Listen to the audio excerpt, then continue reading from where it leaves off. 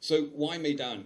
And you know, we decided when we first started this 6 years ago, and I think the lady who actually started Maidan is a lady called Alka Shesha. I don't know if she's here now today, and she'll probably be in here later if not. But she is a student actually now at Bombay University, but used to be.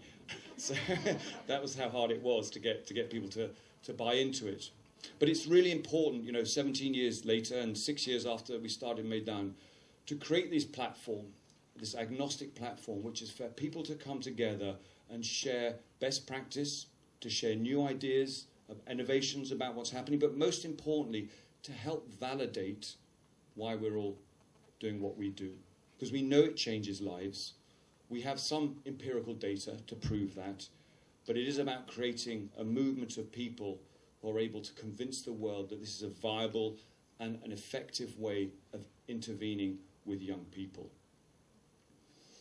So today's conversation is about the convergence of education and livelihood.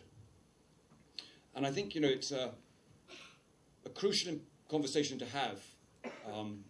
You know, we in India are on the verge of something quite catastrophic, and it's something we don't often talk about in this country.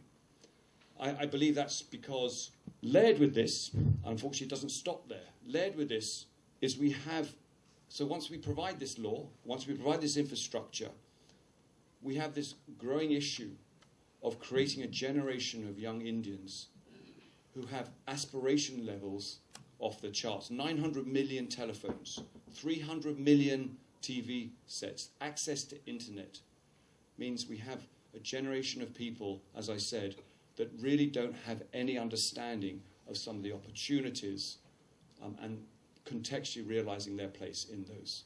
And this is where we all play a part. Because I believe sport and sport for development has an absolute linchpin, critical impact in the ability of creating belief in a young person that they can move from poverty. I think we have 400,000 children at Magic Bus.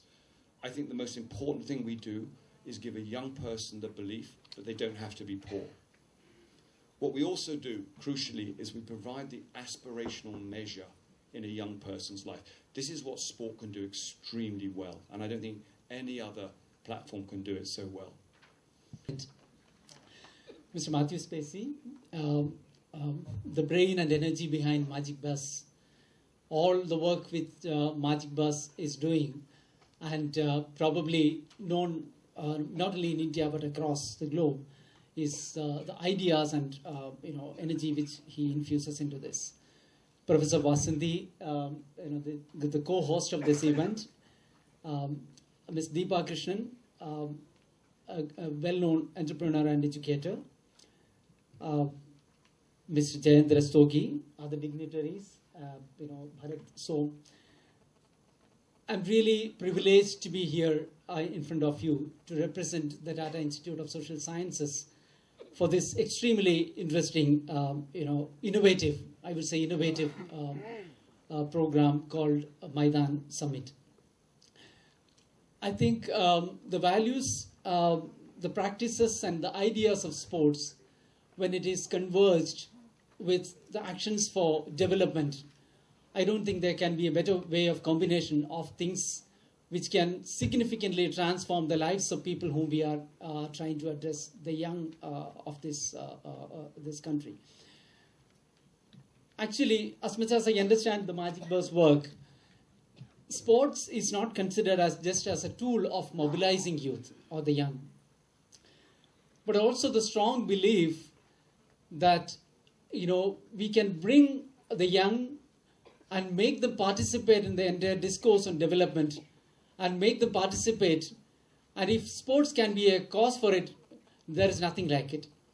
So I think making sports as an extremely interesting avenue for young people to integrate into the development process is something which is an extremely interesting idea.